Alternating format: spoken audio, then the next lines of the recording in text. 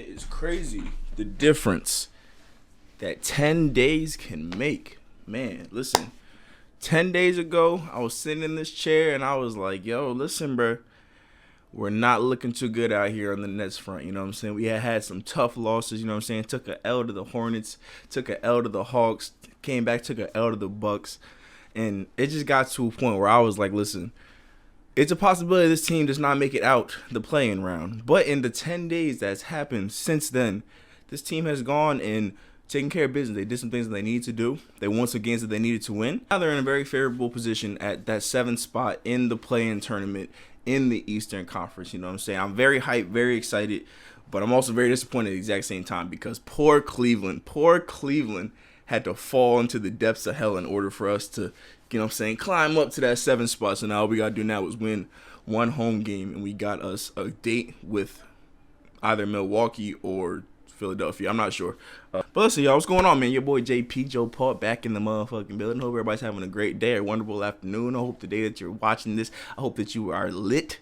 You know what I'm saying? And we are back to talk about these Brooklyn Nets because we are officially in postseason time. I'm very excited, very hyped. Postseason time is definitely my favorite time of the year for basketball. You know what I'm saying? Between that and March Madness, I'm going to have to give it to, you know what I'm saying, the NBA playoffs, just due to the fact that I am definitely more of an NBA guy than I am a college guy, even though the tournament this year was kind of lit. You know what I'm saying? Shout out to North Carolina selling the whole bag, you know what I'm saying, making Michael Jordan look bad. Just, you know what I'm saying, vicariously, you know what I'm saying, just by extension, you know what I'm saying, them blowing that lead to Kansas and Kansas coming out and then winning that championship just made MJ look bad somehow. You know what I'm saying? But we are not here to talk about Michael Jordan. We are here to talk about the Nets.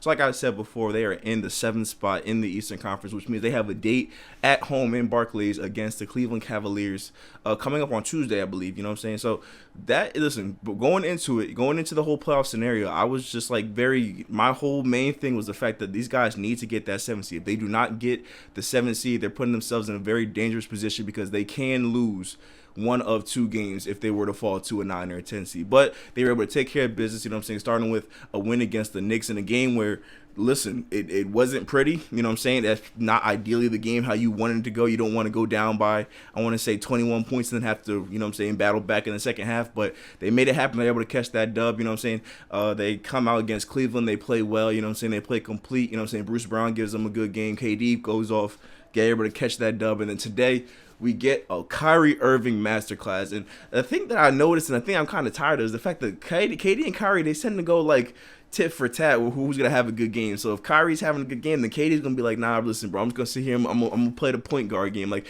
I think I checked the game before halftime, and KD had like 12 assists. I'm like, what the hell's going on here, bro? You know what I'm saying? And then down the stretch, you get just crazy Kyrie moments. Like, listen, I really recently just watched the full game highlights, you know what I'm saying? Like, just before I press record on this video, so they're still real fresh in my head.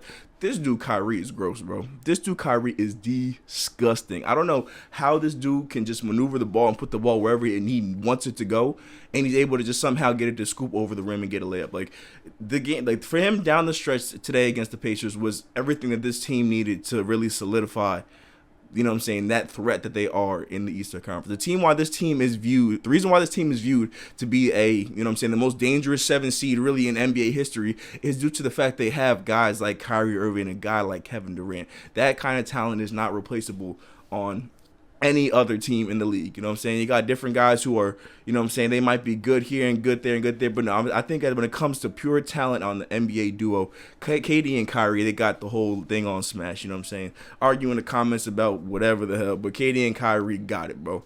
You know what I'm saying? So down the stretch of the game today, Kyrie is just taking over. You know what I'm saying? He sees CJ McConnell. I saw a tweet today that said that whenever Kyrie Irving sees a white person guarding him, he turns to Dr. Umar. And listen, I can't deny it, because there was times today where Kyrie was just coming down, bumping dudes off and hitting offhand floaters. You know what I'm saying? He came down, was hitting step back threes. You know what I'm saying? He was mixing dudes, just getting to the paint, dropping off dimes to Bruce Brown. It was just, listen, it was overall a great game. Everything that you want to see in a clinching scenario. And listen, going forward, you know what I'm saying, this team is dangerous. I feel like I'm beating a dead horse by saying that this team is dangerous. They have the ability to beat anybody on every given night. And the fact that they were able to get out of that 8 seed and get out of that 8, 9, 10 area into the fact that they are a 7 seed really just kind of solidifies the fact that, not solidifies, but really just kind of double downs on like, hey, listen, when this team needs to win games, when they need to put it together, they will put it together. Now, I will say, in the 3 games they won leading up to today, or the 2 games leading up to today, and then the game today, it showed all their deficiencies, all the problems that the Nets have when it comes to playing defense and, you know what I'm saying, stopping runs and their inability to close out to shooters and them just basically letting teams just walk to the paint. There was times where I believe Tyrese Halliburton was just literally making one crossover and getting to the rim, and that stuff's gonna have to change. You know what I'm saying? That's not something that you want to really like. That's a big hole. That's a big hole. And if it wasn't for the fact they have a KD and a Kyrie, I would say that any other team that goes into the playoffs with that kind of defense, you're saying that they are a first round exit. And the fact is, the Nets very well may be a first round exit. You know what I'm saying? But I just think that the team is clicking at the right time. They're getting performances from guys like, you know what I'm saying, Bruce Brown's coming out. He's been playing well. When Seth Curry's on the floor, he's always a plus. Nick Claxton, he's been playing incredibly well towards the end of the season. Drummond's been great ever since he got to Brooklyn. Like, they have the pieces around them that really gives you a sense of confidence to be like, hey, listen, this team, all they have to do is put it together. They don't even have to be a top 5 defense. That would definitely help. You know what I'm saying? If they're able to bring back a Ben Simmons and they're able to, you know what I'm saying, bump up that defensive rating up to a top 10, top 5, that'll only be gravy. But they can get away with being a middle of the pack defense and winning a championship. I do firmly believe that. Now, I'm not saying that this is me saying that they are now back on the championship contending buzz, because I just last video I was saying I don't think they'll win a championship. And at this point, you know what I'm saying, I would hold to that point. I still don't think that they have, you know what I'm saying, just the necessary pieces just yet, the necessary timing just yet to win that championship. But they are in a position right now where they are going to get some valuable playoff experience. You know what I'm saying? More playoff experience for Clax, more playoff experience for Bruce Brown. You know what I'm saying? We're going to get to see more KD and Kyrie. Hopefully they get an extended playoff run so we're able to see, you know what I'm saying, just really what that duo is going to look like long term. They're locked up in Brooklyn for the next 4 years. So, you know what I'm saying? You really, when they came to Brooklyn, your whole thing was, hey, listen, I want to see these guys come out and dominate together. You know what I'm saying? I want to see what they can create out in Brooklyn. And since they've got there, it's kind of just been like, hey, something hasn't been there. Something's been missing. You know what I'm saying? KD was hurt when they first got there. Then Kyrie gets hurt. Then James comes. It's always been some kind of, you know what I'm saying, flux and some kind of inconsistency. So with this playoff run, I hope that they're able to really get a real understanding of how they want to play in the playoffs, how they want to play offensively, defensively, how they want to take turns with who's going to dominate now, how they like.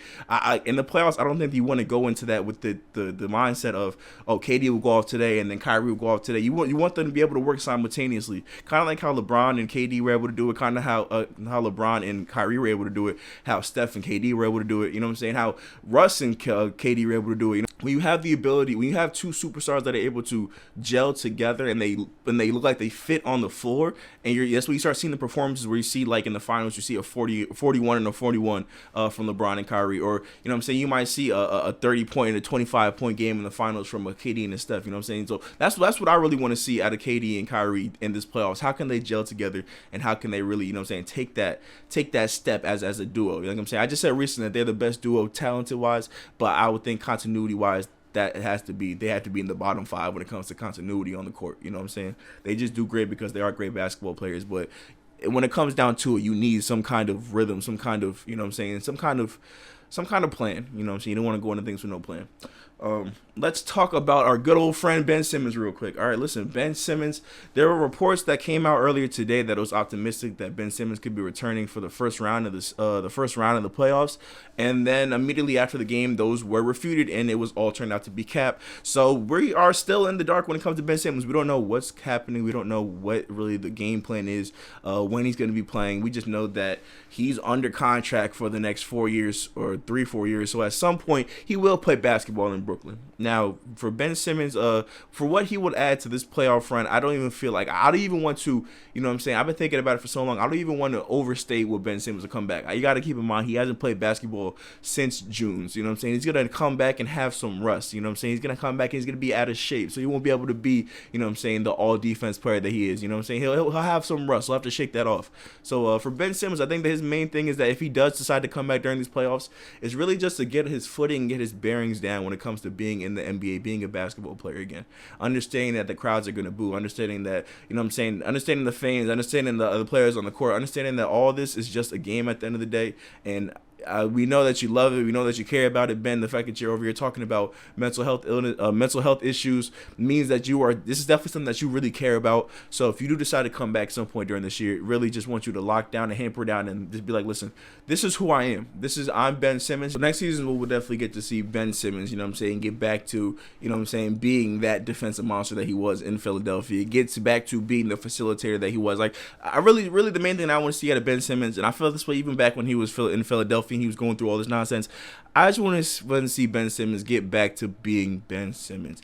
Get back to being an NBA player. Get back to being the beast that we all thought he was coming in 2016. You know, like the buzz around Ben Simmons was huge. You know what I'm saying? You got to understand this is a guy who's been playing, you know what I'm saying, under the bright lights. You know what I'm saying? Essentially his whole life. You know what I'm saying? He went to modern day high school, I believe. I might be not Monterey, Monteverde, I believe. He went to Monteverde with D'Angelo Russell. Then he went to LSU. Like this guy was in the limelight for years. So him coming into the playoffs last year and him getting that culture shock of everybody being like, bro, listen, we're losing because of you, nigga, and you suck. It's like it's tough. That's gotta be tough to stomach. So really, I wish we want to see this man Ben get back to being Ben Simmons. You know. Let's go ahead and switch gears here. Let me go ahead and take some time to thank the man James Johnson for what he has done for the Brooklyn Nets this year. He was released earlier this week I believe it was to opening up a roster spot for Kessler Edwards.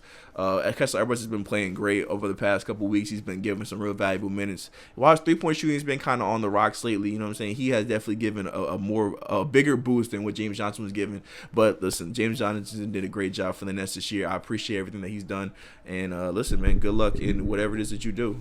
You know what I'm saying? If the trends continue, you'll probably end up signing with a contender like the Bucks or the Heat. That's just really what NBA players do when they get dropped from one contender. They just go and find another one.